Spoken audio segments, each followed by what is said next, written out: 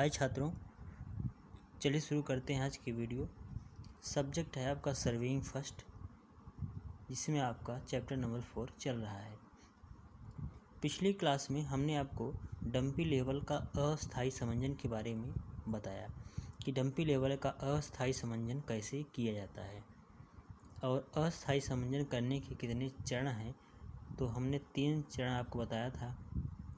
पहला बताया था लेवल की स्थापना करना, लेवल को स्थापित किया जाए। दूसरा लेवल का संतुलन किया जाए। तीसरा लंबन का निराश किया जाए। तो ये तीनों चरणों को हमने आपको अच्छे से बताया और समझाया। अब बात आती है कि इसी में हमने एक क्वेश्चन और ऐड किया था, वह था झुकाऊ लेवल का अस्थायी समंजन। तो झुकाऊ लेवल और डंपी लेवल का जो दोनों का अस्थायी समंजन है, दोनों में बहुत थोड़ा ही अंतर है। बाकी दोनों के अस्थायी समंजन के प्रोसेस तरीके एक जैसे ही हैं। उसमें भी लेवल को स्थापित किया जाएगा, लेवल का संतुलन किया जाएगा और लंबन का निराश किया जाएगा। यही जो दूसरा चरण है लेवल का संतुलन करना, यही थोड़ा सा अलग है। बाकी यह दोनों पॉइंट एक जैसे ही हैं। तो आइए हम झुकाव लेवल के अस्थायी समंजन के बारे में आपको बता रहे हैं। दोनों ही क्वेश्चन एग्जाम की दृष्टि से महत्वपूर्ण है। आपसे एग्जाम में इन दोनों क्वेश्चन में से एक क्वेश्चन आप मान के चलिए अवश्य पूछा जाएगा कि डंपी लेवल का अस्थायी समंजन कैसे करा जाता है, या दूसरा क्वेश्चन आपसे पूछ सकता है कि झुकाव लेवल का अस्थायी समंजन कैसे किया जाता है। तो आप अच्छे से इस क्वेश्चन को तैयार कर लीजिए। तो देखिए, क्वेश्चन है झुकाव या आईओपी लेवल का अस्थायी समंजन। आईओपी लेवल क्या है? Indian office pattern level. यानी भारत में जो झुकाऊ लेवल है वह किस लेवल के नाम से जाना जाता है? आईओपी लेवल के नाम से जाना जाता है। तो इन सब के बारे में हमने तो आपको पीछे की क्लास वीडियो में तो बताया ही है। तो देखिए, झुकाऊ लेवल का अस्थायी समंजन। झुकाऊ लेवल का जो अस्थायी समंजन है डंपी लेवल से थोड़ा सा भिन्न होता है, परंतु यह शीघ्र ही संपन्न हो जाता है। प्रक्रिया निम्नवत है। यानी अस्थायी समंजन की जो प्रक्रिया है वह निम्नलिखित है। पहला नंबर हमने डंपी लेवल में क्या बताया था? जो चरण था लेवल की स्थापना करना। तो वही यहाँ पर भी है कि लेवल को हम किस पर स्थापित करते थे? त्रिपाद पर। तो लेवल को हम क्या करते हैं? त्रिपाद पर कस देते हैं। जो त्रिपाद का बाल एवं सॉकेट ज्वाइंट होता है उसी पर हम लेवल को कस देते हैं। त्रिपाद की हमने फिर आगे उसमें बताया था डंपी लेवल में कि त्रिपाद की टांगों को आगे पीछे सर्वेक्षक फैलाकर इस प्रकार व्यवस्थित करता है, या आप यह कह सकते हैं कि त्रिपाद की ऊंचाई इस प्रकार निश्चित करता है कि सर्वेक्षक को न तो ज़्यादा उचक कर कार्य करना पड़े और न तो ज़्यादा झुक कर कार्य करना पड़े, नहीं तो सर्वेक्षक को क्या होती है? असुविधा होती है। तो आगे देखिए, बताया गया है त्रिपाद की टांगों का समंजन करके समतलन हेड को क्षैतिज करते हैं और पार्सल के बुलबुले को मध्य में लाने का प्रयास करते हैं। दूसरा नंबर देखिए, हमने डंपी लेवल में आपको जो दूसरा चरण बताया था वह बताया था कि लेवल का समतुलन करना। तो लेवल का समतुलन करने का प्रोसेस हमने आपको अच्छे से बताया था फिगर बनाकर, कि जो पाद पेंच होते हैं 3, उन्हीं की सहायता से लेवल का जो है समतुलन किया जाता है। पहले क्या करते थे कि दूरबीन को किन्हीं 2 पाद पेंचों के समांतर लाते थे और उन पाद पेंचों को अंदर या बाहर की ओर समान गति से घुमाकर बुलबुले को मध्य में लाते थे। फिर क्या करते थे? हम दूरबीन को घुमाकर जो तीसरा पाद पेंच बचा हुआ है उसके लंबवत लाते थे और उस पाद पेंच को अंदर या बाहर की तरफ घुमाकर बुलबुले को मध्य में लाते थे। फिर हम क्या करते थे? पुनः दूरबीन को पाद पेंच 1 और 2 के समांतर लाते थे और देखते थे कि बुलबुला मध्य में है कि नहीं है। यदि बुलबुला सेंटर में है तो संतुलन ठीक है, और नहीं है तो वही जो पुरानी जो प्रक्रिया है उसको हम फिर दोहराते हैं। तो यह सब हमने बताया था आपको डंपी लेवल में। तो अब यही आप पॉइंट अच्छे से समझिए, यही डंपी लेवल और झुकाव लेवल में थोड़ा सा अंतर है यहाँ। तो पाद पेंचों की सहायता से लंबी पार्सल के बुलबुले को मध्य में लाते हैं। तो कैसे लाते हैं पाद पेंचों की सहायता से पार्सल के बुलबुले को मध्य में? ये हमने आपसे डंपी लेवल में चर्चा करी है कि दूरबीन को किन्हीं 2 पाद पेंचों के समांतर लाते हैं और उन पाद पेंचों को अंदर या बाहर की ओर समान गति से घुमाते हैं। या तो आप पहले अंदर घुमाकर देखिए भीतर की तरफ कि बुलबुला क्या बीच में आ रहा है या किनारों की तरफ सरक रहा है।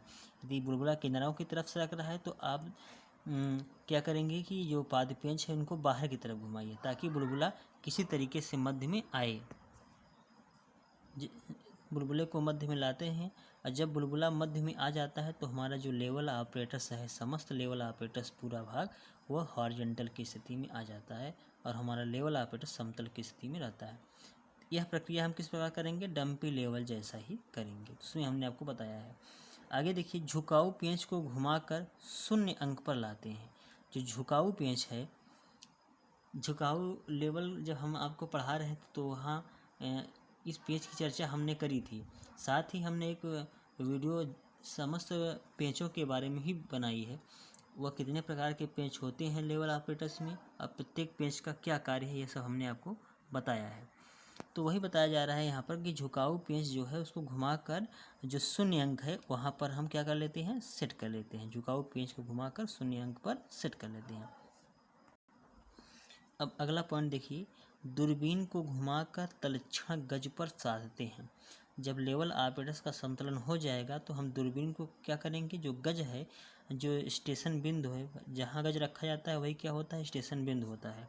तो तलक्षण गज को की ओर हम दूरबीन को घुमाकर गज को साधते हैं और फोक्सी पेंच से फोक्सन करते हैं। फोक्सी पेंच के भी बारे हमने आपको बताया है कि गज को साफ साफ देखने के लिए, गज साफ साफ दिखाई दे, गज पर जो रीडिंग अंकित हुई है वह साफ साफ दिखाई दे, तो यह साफ साफ दिखाने के लिए फोक्सी पेंच की सहायता ली जाती है। फोक्सी पेंच का यही कार्य है कि जो गज पर रीडिंग लिखी है वह साफ साफ दिखाई दे, तो उसको हम क्या करते हैं? फोक्सन करते हैं। यदि लंबन है तो इसका निराश भी करते हैं। लंबन है तो इसका निराश भी करते हैं। लंबन का निराश यह है, हमने जो तीसरा चरण बताया था डंपी लेवल का, लंबन का निराश, तो लंबन के निराश में जो नेत्रिका के आगे जो डायाफ्राम होता है उसमें बनी होती हैं स्टेडिया तारें। तो वह स्टेडिया तारें स्पष्ट नज़र आ रही हैं कि नहीं, इसकी जांच की जाती है। तो लंबन के निराश कैसे करते हैं कि नेत्रिका को हम घुमाते हैं और लक्ष्य सिरे पर एक वाइट पेपर लगाते हैं और नेत्रिका को घुमाते हैं और नेत्रिका के पास सर्वेक्षक आंख लगाकर देखता रहता है कि कागज़ जो हमने अभिदृश्यक लेंस के आगे लगाया है तो उस पर स्टेडिया तारें स्पष्ट नज़र आ रही हैं कि नहीं, यानी स्टेडिया तारों का स्पष्ट प्रतिबिंब उस कागज़ पर पड़ रहा है कि नहीं। स्टेडिया तारे ये इस प्रकार जो प्रतिबिंब है वह कागज़ पर पड़ रहा है कि नहीं है। यदि यह उस पर पड़ रहा है प्रतिबिंब कागज़ पर, तो यही हो गया लंबन का निराश। यानी यही जो है, जब हम यहाँ लंबन का निराश कर लेंगे तो यही स्थिति गज पर जाके बनेगी जब हम रीडिंग पढ़ेंगे, और यह जो बीच वाली लाइन है यही हम उच्चता यहीं से पढ़ लेते हैं। तो ही बताया जा रहा है कि यदि लंबन है तो उसका निराश भी करते हैं। आगे देखिए, अब गज पर पाठ्यांक पढ़ते हैं। जब लंबन का निराश भी हो जाएगा तो क्या करेगा सर्वेक्षक? जो गज पर रीडिंग है या वो जो पाठ्यांक है उसको पढ़ता है। गज पठन के समय यदि बुलबुला इधर उधर खिसक गया है तो झुकाव पेंच से इन्हें पुनः मध्य में लाते हैं। यदि जब सर्वेक्षक गज पर रीडिंग पढ़ता है तो गज पर रीडिंग पढ़ते समय बुलबुला एकदम बीच में होना चाहिए। यदि बुलबुला बीच में नहीं है तो दृष्टि रेखा हॉरिजॉन्टल नहीं है। हॉरिजॉन्टल नहीं है तो जो उच्चता हम पढ़ेंगे, जो रीडिंग पाठ्यांक पढ़ेंगे वो सही नहीं होगा। इसलिए रीडिंग पढ़ते समय बुलबुले की स्थिति पर सर्वेक्षक को नज़र रखनी चाहिए। यदि बुलबुला इधर उधर खिसक गया है तो उसे पुनः मध्य में लाया जाता है। अब बुलबुले को मध्य में लाने के लिए झुकाऊ पेंच का प्रयोग किया जाता है, क्योंकि इस लेवल में झुकाऊ पेंच की व्यवस्था है, डंपी लेवल में इस पेंच की व्यवस्था नहीं होती है। इस बात को हमने टाइप्स ऑफ लेवल जो था वीडियो झुकाऊ लेवल वाला, उसमें हमने आपको बताया है।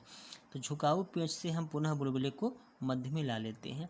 यही इस लेवल में अंतर है कि वहाँ पर जो था पाद पेंचों की सहायता से बुलबुले को तो मध्य में लाया जाता था, किसमें? डंपी लेवल में। लेकिन झुकाऊ लेवल में पाद पेंचों के साथ साथ झुकाऊ पेंच से भी बुलबुले को मध्य में लाया जा सकता है, क्योंकि झुकाऊ जो पाद पेंच होते हैं कि दो पाद पेंचों के समांतर लाइए, फिर बुलबुले को मध्य में देखिए, फिर तीसरे पाद पेंच के लंबवत लाइए दूरबीन को, बुलबुले को बीच में लाइए। तो वहाँ प्रोसेस थोड़ा सा लंबा होता था, जिसके कारण वहाँ होता था क्या था कि समय अधिक लगता था और जबकि जो आपका झुकाव लेवल है इसमें झुकाव पेंच से आसानी से बुलबुले को पुनः मध्य में लाया जा सकता है, जो कि इस लेवल की मुख्य विशेषता है। और इसी विशेषता के कारण इस लेवल का नाम झुकाव लेवल, टिल्टिंग लेवल पड़ा है। इस बात को आप ध्यान में रखिएगा। अगला चरण देखिए, जब भी दूसरे स्थान पर लेवल उपकरण को सेट किया जाता है, यानी लेवल उपकरण को जब हम एक स्थान से, जैसे यहाँ पे लगाए थे त्रिपात पर, तो यहाँ से जब हटाकर हम इस बिंदु से लेवल को किसी दूसरे बिंदु पर स्थापित करेंगे तो पाद पेंचों से समतलन करने की आवश्यकता नहीं है लेवल ऑपरेटर्स की। तब यह कार्य हम झुकाव पेंच से करेंगे, बुलबुले को पुनः मध्य में ला लेंगे और गज पाठ्यांक पढ़ लेंगे। यानी लेवल ऑपरेटर्स को एक बिंदु या स्टेशन से हटाकर दूसरे बिंदु पर स्थापित करते हैं तो अस्थायी समंजन की जो पूरी प्रक्रिया है हमें उस बिंदु पर भी करनी होती है। इस बात को तो हमने आपको पीछे बताया ही है। तो वहाँ पर क्या करेंगे हम कि लेवल का समतलन करने के लिए पाद पेंचों की सहायता नहीं ली जाएगी, सिर्फ झुकाव पेंच से ही हम जल्दी से बुलबुले को मध्य में ला लेते हैं। झुकाव पेंच से बुलबुले को मध्य में लाने के लिए दूरबीन को न तो क्षैतिज करना पड़ता है पाद पेंचों के, न तो लंबवत करना पड़ता है। सिर्फ झुकाव पेंच को घुमाकर बुलबुले को मध्य में ला लेंगे और कार्य हम आगे बढ़ा लेंगे, जिससे क्या होता है कि कार्य शीघ्रता से संपन्न होता है और सर्वेक्षक को आसानी रहती है कार्य करने में। तो जो आपको हमने ये बताया झुकाव लेवल का अस्थायी समंजन आपको अच्छे से समझ में आ गया होगा। साथ ही आप डंपी लेवल और झुकाव लेवल दोनों के अस्थायी समंजन में क्या अंतर है